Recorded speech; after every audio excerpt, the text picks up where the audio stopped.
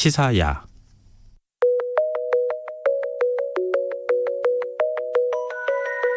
문경수의 우주로 가는 밤.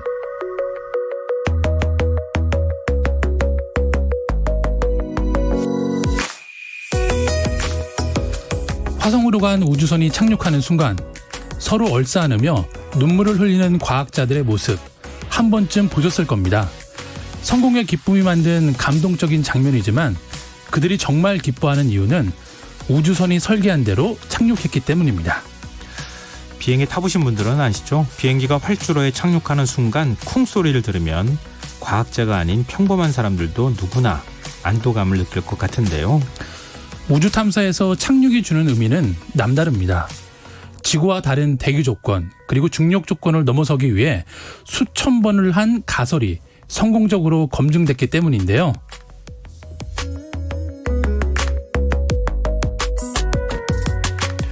오늘 우주로 가는 밤에서는 우주선 착륙의 과학에 대해 알아보겠습니다. 오늘도 문경수 과학탐험가 나오셨습니다. 안녕하세요. 네, 안녕하세요. 우리 비행기도 그렇잖아요. 이륙할 그렇죠. 때와 착륙할 때가 제일 위험하다 이렇게 얘기하는데 우주선도 마찬가지인 것 같아요. 그렇죠.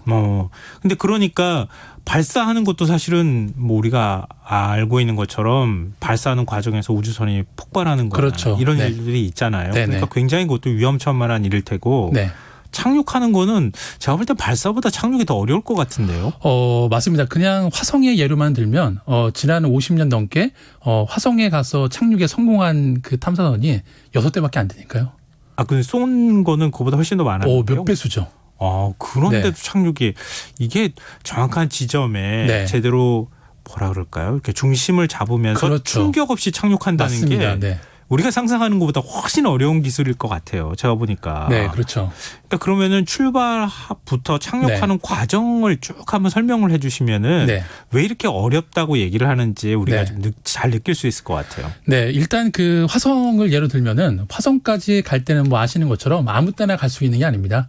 지구랑 화성이 가장 가까워지는 그 2년 2개월마다 네. 그 회합 주기가 돌아야만 갈 수가 있는 거고요. 근데 올해 화성에 가죠. 네, 여름에 발사를 갈 예정이죠. 근데 그거 연기됐다는 얘기 있던데. 근데 아직 결정은 아닙니다. 아직 결정된 건 아니에요. 그래가지고 그러면 또 다시 2년 넘게 기다려야 되는 거 그렇죠. 아니냐 네, 이런 그렇죠. 걱정이 있어서. 네, 아무튼 그렇게 이제 그 시기가 오면 네. 발사를 하게 되는데 일단 그 8개월 정도 화성까지 날아가게 되는데요.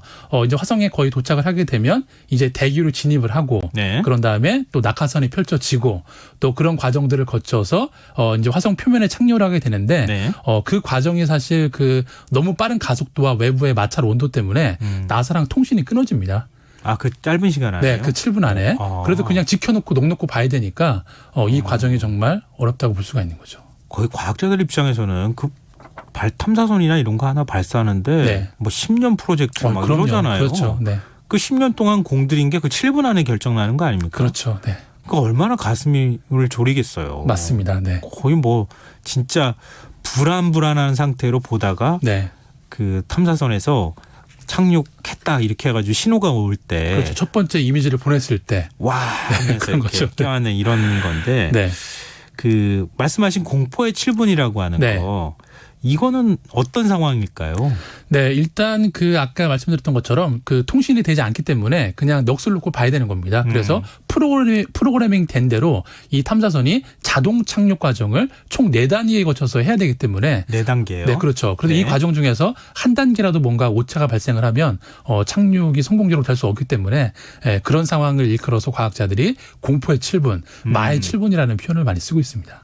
근데 화성 같은 데도 네. 낙하산을 펴서 착륙하는 거예요? 아니면은 뭔가 추진체를 통해서 역추진을 내서 착륙하는 거예요? 그 두 과정이 모두 포함되어 있습니다. 모두 포함되어 있어요? 네.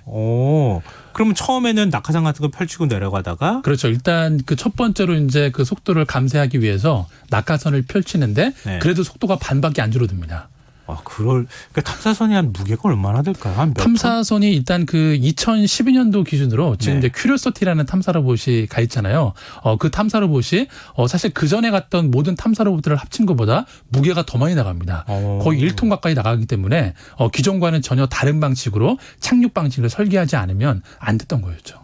그러니까 지상 한 10,000m 정도 된다고 뭐 그렇죠. 그냥 쉽게 네, 얘기했을 때 거기서부터 그 1톤짜리가 확 그렇죠. 내려가다가 낙하산이 퍽 펼쳐져 가지고 그렇죠. 속도를 줄였는데 그거 가지고도 안 되니까 마지막에 네. 추진체에서 역추진을 해서 그렇죠. 천천히 이렇게 네. 착륙하지 않으면 완전히 그냥 확 폭발하는 거죠. 예. 근데 뭐 그 역추진까지 갈 필요도 없고요. 네. 보통 대부분의 그 탐사선들이 낙하산이 펼쳐지는 과정에서 낙하산이 꼬이거나 찢어져서 실패하는 경우가 80%가 넘습니다. 아, 그 낙하산 펼치는 게 제일 중요하군요. 제일 중요하죠, 사실. 네. 이게 참 간만 생각 그냥 우리가 일상적으로 생각할 때는 네. 뭐 그게 어려워라고 생각하지만 하나하나씩 따지고 들어가면 맞습니다. 정말 어려운 네, 과정이군요. 한치의 오차도 허용할 수 없는 것이죠. 근데 그런 게 있잖아요. 네. 지난번에 스페이스X 설명해 주실 네. 때 그랬나요? 그러니까 우주선 발사할 때 네. 그때 우주인을 보호할 수 있는 네. 탈출 장치. 탈출 장치. 네, 네. 그게 검증이 안 되면은 그렇죠. 발사를 못 한다고 맞습니다. 얘기해 주셨잖아요. 네, 네. 근데 이것도 역시 마찬가지로 네. 착륙할 때 착륙 과정을 어떻게 해서든 검증을 해야 되는 거 아니에요? 그렇죠. 맞습니다. 어떻게 검증해요? 네, 일단 그 가장 문제가 뭐냐면 사실 그 이 지구에서는 그 한 번의 화성 대기에서 화성 표면까지 가는 전 과정을 실제로 테스트하기가 어렵습니다. 그렇죠. 네, 대기 상태도 다 그렇죠. 다 로켓 타고 다르잖아요. 올라가서 다시 내려올 수도 없는 것이고. 네. 그렇기 때문에 이 4단계 과정을 다 각각 쪼개서 각자 실험을 한 다음에 이제 수학적으로 수치 모델링을 해보는 거죠. 2단계, 2단계 다 성공했으니까 네. 이렇게 계산을 하면 성공적으로 착륙하지 않을까라고 끝까지 그냥 퀘스천 마크를 붙이는 거죠. 아, 그러면 실제로 재현은 안 되는 거네요. 재현은 안 되는데 어쨌든 그 데이터의 어떤 그 신뢰를 뭐랄까 데이터를 좀 믿고 있는 거죠. 시뮬레이션을 그렇죠. 다 시뮬레이션을 해가지고. 믿는 거죠. 아, 지금 청취자 3675님께서 공기가 없는데 낙하산이 어떻게 작동하나요? 이렇게 네. 질문하셨거든요. 맞습니다. 아주 중요한 질문하셨는데 일단 화성은 대기층이 얇아서 예. 이 우주선을 감속시킬 만큼의 저항이 존재하지 않습니다. 예. 네, 그렇기 때문에 이 낙하산은 3만 킬로그램의 하중을 버틸 정도의 그런 기능을 갖춰야 되기 때문에 네. 이 낙하산의 지름이 약 16m 정도 됩니다. 16m요? 그게 하나예요? 네, 하나입니다. 하나. 아, 하나 이렇게 여러 개 달리는 경우도 있던데. 여러 개 그건 달리는 아니고요? 경우는 그 우주선들이 지구로 귀환할 때 귀환할 그때 이제 3개, 2개가 펼쳐지는 거고 예. 화성에 가는 거는 하나입니다. 초대형 낙하산 하나. 아, 그럼 대규가 굉장히 희박하기 때문에 그렇죠. 낙하산 크기를 가능하면 최대한 크게 그렇죠. 만든다. 네. 그래서 적은 대기에서나마 네. 저항을 가질 수 있도록 한다. 맞습니다. 네네. 굉장히 좋은 질문을 주셨네요. 보니까. 그러면 역추진에서 속도를 네. 줄인다 얘기하셨는데 네. 역추진 테스트는 그거는 또 어떻게 하는 거예요? 일단 그 역추진 단계는 이렇게 좀 설명을 드리면 될 것 같은데요. 낙하산이 펼쳐졌지만 속도가 반밖에 안 줄었기 때문에 그다음 그 반이 줄어도 속도가 약 480km입니다. 480km. 네, 그렇기 때문에 예. 이제 낙하산 정도로는 속도가 감소가 안 되고 네. 이제 역추진을 해서 분사를 해서 속도를 이제 착륙 가능한 수준으로 완전히 낮춰준다라고 이제 보시면 되는데요. 네. 근데 이 실험을 이제 지구에서 어떻게 테스트를 했냐면 우리가 높은 대기까지 올라갈 수가 없잖아요. 그렇기 그렇죠. 때문에 초음속 제트기를 이용해서 예. 상공 한 15km 정도까지 수직 비행을 한 다음에 예. 떨어질 때 예. 그때 이제 그 비행선에 부착한 레이더를 가지고서 이 지표면과의 거리를 계산하는 그런 방식으로 모의 실험을 했습니다. 방금 전에 설명을 하셨는데 잘 이해가 안 됐어요. 네. 수직으로 올라가서 초음속 제트기가 15km 정도까지 상경 올라간 다음에 예. 방향을 바꿔서 예. 속도를 떨어뜨려서 이제 내려오는 거죠, 그냥. 지표면으로. 그러면 추진을 안 하고 그렇죠. 그냥 자연낙하하듯이 그렇죠, 맞습니다. 내려온다. 네, 그때 이제 그 탐사선에도 레이더가 달려 있어서 네. 거리가 얼마나 되고 예. 그리고 표면의 어떤 지형이 굴곡이 어떤가 이런 것들을 레이더가 이제 추출해내게 되는데 그 레이더를 이제 초음속 제트기에 달아서 그렇게 한번 시뮬레이션을 해보는 거죠. 그럼 실제로 역추진체를 달고 떨어지는 건 아니고요? 그렇죠. 그렇게 할 수는 없는 거죠. 네. 그러면은 그 상황 자체가 네. 우리 일종의 이제 시뮬레이션 할 때 데이터들이 다 모아지니까 그 그렇죠. 사이에. 맞습니다. 그런 다음에 나중에 네. 역추진체를 계산을 해서 맞습니다. 그 네. 값을 넣은 다음에 네. 이 정도면 되겠다 이렇게 네. 한다는 거죠. 저희 코너가 아주 점점 이렇게 제가 유식해지고 있습니다. 이 코너 때문에. 네. 그리고 마지막 제일 중요한 거는 네. 딱 지표면에 떨어질 때잖아요. 네, 그렇죠. 그 순간은 어떻게 네, 모의 사실 실험 같은 거를 하기도 그것도 역시 어려울 가장 거잖아요. 그 중요한 단계라고 볼 수가 있는데요. 일단 그 과거에는 탐사선들이 무게가 가벼웠기 때문에 에어백에 넣어서 통통 튀겨서 아, 그래요? 그렇게 착륙을 했습니다. 아, 그래요? 네, 근데 1톤짜리를 에어백에 넣을 수가 없으니까 그때 이제 나사 과학자들이 낸 아이디어가 그러면 우리 그 지구에 아파트 같은 건물 짓 때 크레인이 있잖아요. 네. 네, 그 크레인의 방식을 통해서 와이어에 그 탐사선을 매달아서 그렇게 상공에서 와이어를 통해서 탐사선을 착륙시키면 되지 않을까 이렇게 그 착륙 방식을 설계를 한 거죠. 그것도 혹시 그러면은 크레인에서 이렇게 매달아 가지고 네. 그러니까 착륙할 때 탐사선이나 이런 것들이 네. 진짜 실험하다가 깨지면 안 되잖아요. 그렇죠. 그러니까 크레인으로 매단 상태에서 맞습니다. 실험을 한다 마지막으로. 네.